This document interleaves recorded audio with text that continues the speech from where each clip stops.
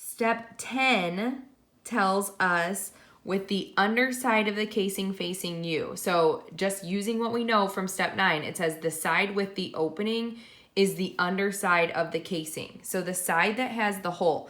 Here's my seam. It doesn't have any holes, so it's definitely not that one. But over here, this is the seam that has the hole. So it's saying that the side that has the opening, the part that is not sewn shut.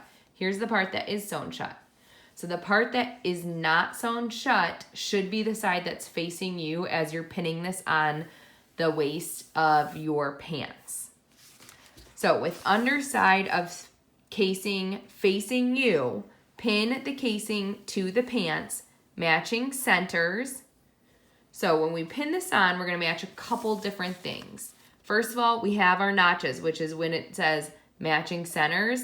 Hey, we're going to match up our notches, both in the front and in the back. The other thing that you can see in the picture that's matched up is your seams. So see the seam where the opening is?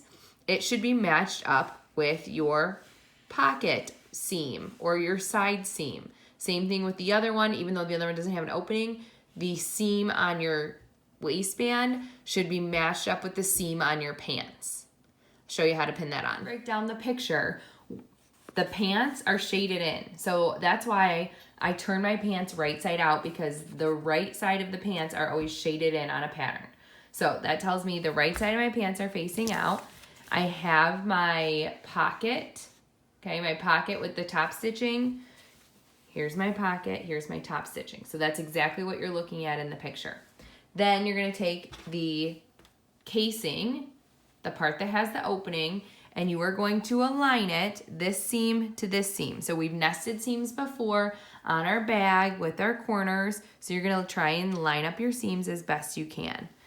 Lay them on top of each other. So what you're gonna do is make sure that the cut edge of the pajama pants, the top edge, and the cut edge of the waistband are even. So you don't have the waistband like higher on one side. That should be fitting, you're kind of putting it like on top of the pants.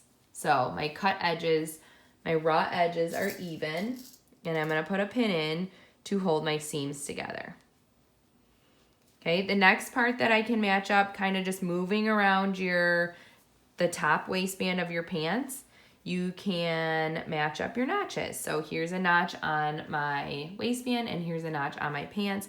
I know that's gonna match up, so I'm gonna align it. Again, making sure my raw edges are even, and then I'm going to pin it. So when I'm pinning this on, I have the folded part of my waistband turned down. So my fold is down here and my cut edge with my notches are up there, up at the top. And then I know this notch is gonna match up with my waistband and my pants, so I'm gonna align those two. That's why you have the notches, to help you out for figuring out where things go. And then keep working around the top of your pants. Again, when we get to the other side, we know that our side seam on our waistband and our side seam on our pants are gonna line up. So we're gonna lay those on top of each other and put a pin in there, and then you have some notches along the back also that will line up. Trying hard not to poke myself. So here's my back notches, here's my notch on my pants, here's my notch on my waistband. And I'm gonna pin those. And then here's my notch on my pants, and here's my notch on my waistband. Now, if your notches don't really match up, chances are you probably messed up your seam allowance, whether it was on the waistband or the pants. So you'll just need to kind of make it work by fitting the fabric in there. Now, I've only pinned the key points. So I've pinned the side seam, I've pinned the notches in the front, the side seam, and the notches in the back. You see other pins because they're on my waistband. So now what you can do, once you have your points that you know will match up pinned, now you can go around and make sure. You might say, well, there's a ton of extra fabric. See how my fabric isn't necessarily laying flat? So what I'm gonna do is just kind of put a pin in to hold it in place. So that way, as I'm sewing it, I can stretch my waistband a tiny bit just to get that extra fabric to lay flat. So you may have to do that depending on how much stretch your lower piece has to it. Okay, so I'm just gonna use that same pin that I pinned in half. Okay, I know my notch is gonna match up, my side seam are gonna match up. So now I'm just trying to get this extra fabric in between here to match up. As we are sewing it, we may give it a tiny bit of a stretch in between those pins. And depending on your fabric, I sometimes like to use a lot of pins in this section just because making sure that raw edge stays even. You're dealing kind of with 3 layers of fabric, 2 from the waistband and then 1 from the pants, and sometimes 5 layers where you have your pockets. So that's why I like to use a couple more pins when I'm doing this section, because that way I don't have to worry about lining up my raw edges as I'm sewing. Everything kind of stays put and I can stitch right over my pins. So again, here's that issue that I had before. See how much like extra fabric there is here? So I'm just gonna kind of split the difference, meaning I don't wanna have all my fabric going to one side, and I'm gonna put a pin in, and then as I'm stitching it, I may have to stretch my waistband a little bit to get my fabric to lay flat. Okay, so that's okay if you have to do that. What you shouldn't have happen is you're sewing, and then you have so much extra fabric that you get a fold in it, because you're gonna see that from the right side. So you don't want folds in your fabric. Just give it a stretch if you need to in between your pins. So just gonna put a couple more pins in here as we're going around, matching up the raw edges.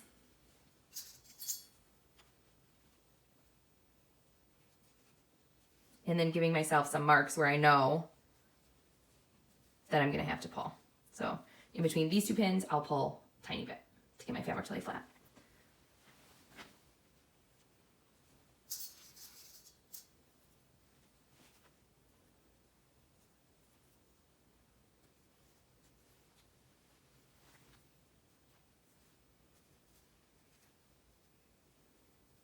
So here I can tell I have a little bit too much fabric, like it's gonna end up being folded because I won't be able to stretch it. So I'm just gonna kind of move the fabric down a little bit so I can make up the difference in different places in between the notch and the side seam.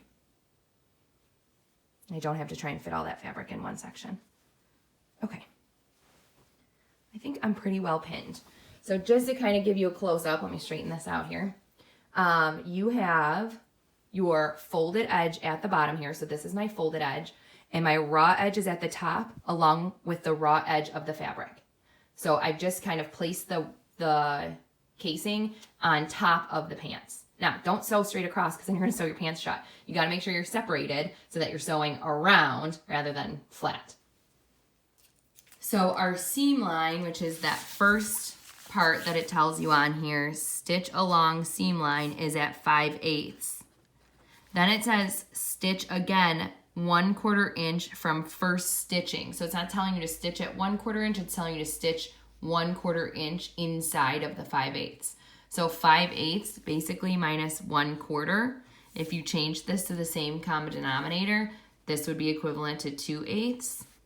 So it's telling you to stitch once at 5/8 and once at 3/8. So when we're looking at the picture, they show 2 lines of stitching. The first time is going to be your 5/8 line, and then you're gonna put it in your machine and stitch again at 3/8. What that's doing is reinforcing your seam. If you wanted to, you could change this 3/8 inch stitch to a seam finish. So you have that option as well. I'm still on a basting stitch for my last stitch, so I need to go back down to the standard 2.4 for a regular stitch, since our directions don't tell us to baste. Then to make this easier, I'm going to remove my accessory compartment on my sewing machine, and that allows me to fit the pants onto the machine rather than sewing them flat. We wouldn't be able to get our legs in them. So you want to make sure that you're kind of fitting around the sewing machine.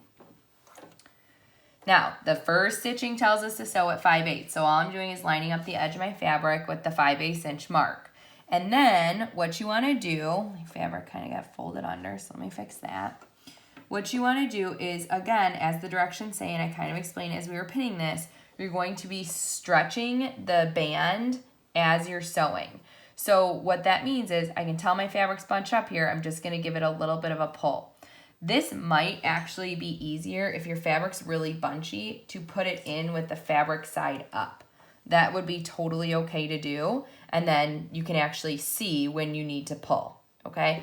I'll probably do it on the waistband side, but what I do is keep my hand underneath here, and then that way I can feel when I'm getting to a bunched up part, and then that's why I have so many pins. So I know in between this pin and this pin, I need to stretch it a little bit.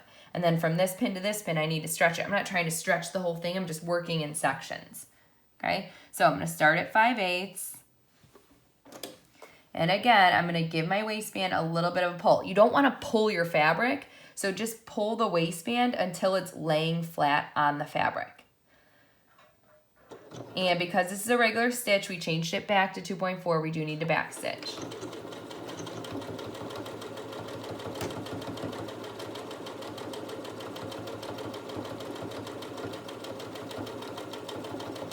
So here I'm coming up to some more pins. I know in between this one and this one, I need to give it a little pull. I'm not pulling hard, you guys. I'm giving it a little bit of resistance. If you pull it too hard, your feed dogs aren't going to be able to pull the fabric through.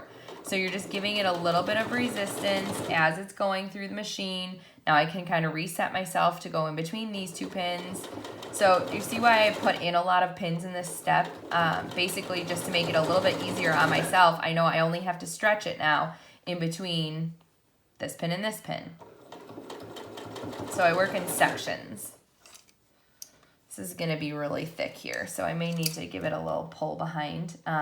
You have the seam allowance, plus the pocket, plus the top stitching from the pocket, so it is a lot for your machine to get through.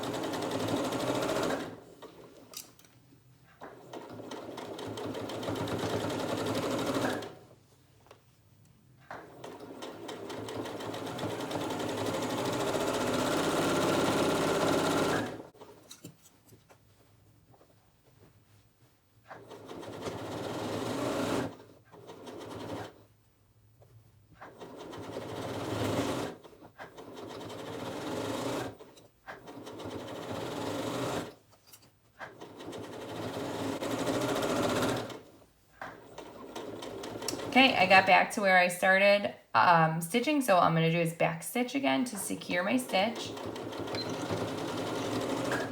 And then because I have everything now sewn on, I'm going to go ahead and take out all of my pins and check first from the outside that this looks normal.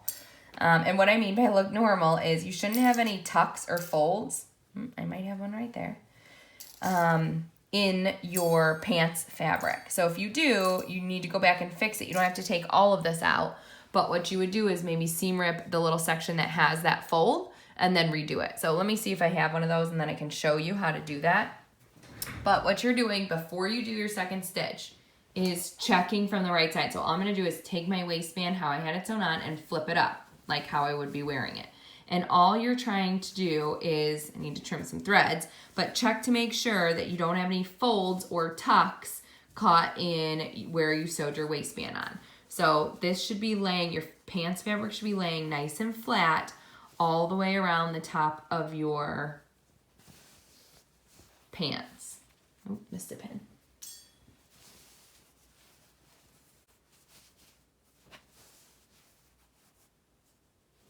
Okay, I don't think I have any folds or tucks on my pants, so I think I'm ready to do my second stitch. In my case, I am going to do it at 3/8 of an inch, but I am going to do it as a seam finish because I think it looks cleaner on the inside of the pants. So I will be doing the 3/8 inch stitch as a seam finish rather than a regular stitch. Second stitch is at 3/8 of an inch, so I folded my waistband back down into place as it was how I had it pinned, and then I'm going to line up my fabric at 3/8 of an inch, which is pretty much even with the edge of the presser foot. And in my case, I'm going to do a seam finish.